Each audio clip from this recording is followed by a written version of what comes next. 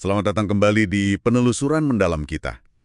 Oke, hari ini kita lanjut ke elemen ketiga nih dalam belajar. Namanya umpan balik.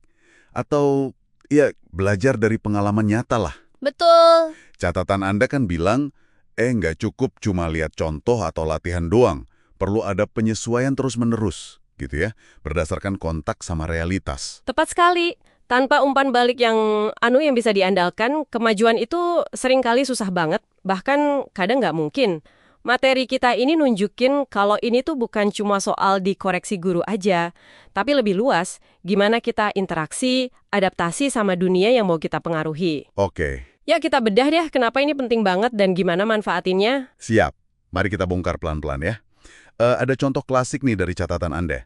Psikolog Edward Thorndike, tahun 1931. Oh iya, yang soal gambar garis itu ya? Betul, orang diminta gambar garis dengan panjang tertentu ribuan kali loh. Ribuan kali, wow. Hasilnya hampir nol kemajuan.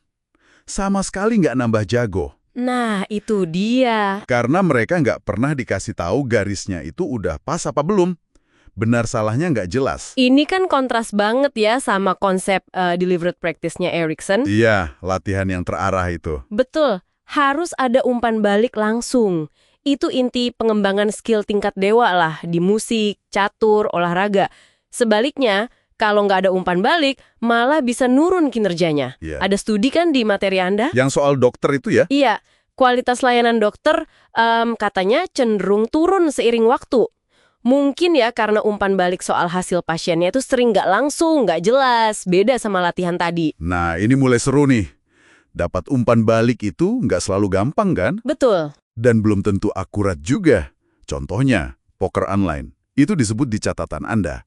Ah ya, itu ngubah permainan banget. Pemain bisa lacak riwayat main, data lawan, detil banget. Jauh lebih cepat belajarnya dibanding pemain kasino biasa yang ya ngandelin ingetan sama lihat-lihat aja. Tapi kan di banyak situasi lain, umpan baliknya itu, gimana ya, keruh gitu. Nggak jelas. Nah, itu istilah yang pas. Keruh. Psikolog Paul Mill, riset klasiknya nemuin fakta menarik. Prediksi statistik yang pakai data, pakai rumus gitu, seringkali ngalahin penilaian klinis para ahli. Oh ya? Kayak dokter atau hakim pembebasan bersyarat gitu? Iya, bukan berarti ahlinya nggak jago ya. Tapi intuisi manusia itu sering bias dan susah dikalibrasi kalau nggak ada umpan balik yang konsisten dan jelas. Jadi bahaya juga ya kalau cuma ngandelin pengalaman atau intuisi doang, tanpa ada mekanisme feedback yang benar. Tepat. Contoh tragisnya kan bencana Bandara Tenerife itu. Gagal komunikasi, hierarki kaku. Itu contoh sistem umpan balik yang, ya ampun, gagal total dalam skala besar.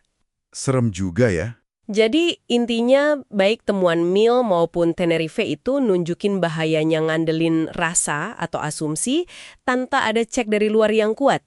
Lalu, gimana dong caranya kita bisa dapat umpan balik yang lebih oke, terutama di situasi yang keruh tadi? Materi Anda menyebut riset Philip Tetlock soal super forecaster. Siapa tuh mereka? Wah, ini orang-orang keren. Mereka itu jago banget nebak kejadian geopolitik secara akurat. Tetlock nemuin beberapa strategi kunci mereka, dan ini bisa kita pakai juga loh. Oke, apa aja tuh? Pertama, catat dan kalibrasi. Jadi, lacak keputusan atau prediksi Anda. Terus, lihat hasilnya gimana. Cek juga tingkat PD Anda. Misalnya, kalau Anda yakin 90% bakal terjadi, beneran nggak kejadiannya 9 dari 10 kali? Oh, biar nggak overconfident ya? Persis, biar lebih realistis. Kedua, bikin kelompok diskusi, semacam brain trust gitu. Diskusi sama orang lain? Iya, yang punya pandangan beda. Ini mirip efek tebakan berat sapi Galton. Rata-rata tebakan orang banyak sering lebih akurat. Plus, debat yang sehat itu bikin pemikiran kita lebih tajam. Oke, catat prediksi dan diskusi. Menarik. Selain itu, ada juga soal merancang lingkungan ya.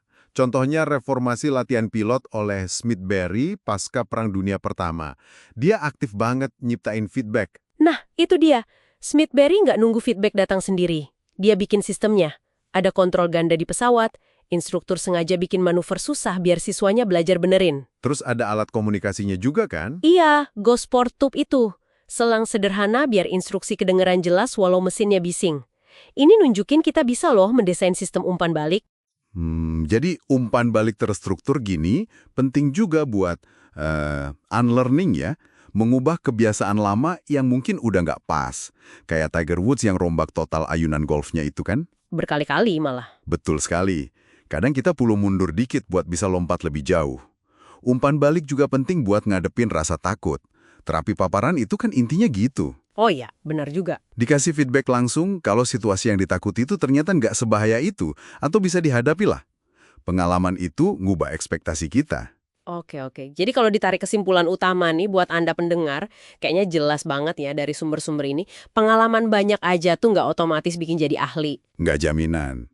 Kuncinya itu aktif. Aktif nyari, manfaatin, bahkan ngerancang sendiri umpan balik yang efektif.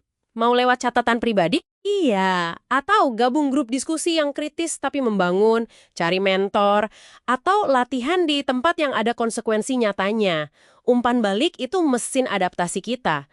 Mesin buat jadi lebih baik. Sip. Nah, sebagai penutup nih, satu pertanyaan buat Anda renungkan sendiri ya. Coba pikirin, dalam keahlian atau bidang apapun yang lagi Anda kembangin sekarang, gimana caranya Anda bisa secara sadar, gitu ya, merekayasa lingkaran umpan balik yang lebih cepat dan lebih akurat. Terutama, coba fokus ke area yang umpan balik alaminya itu mungkin lambat, jarang, atau ya itu tadi, ambigu banget.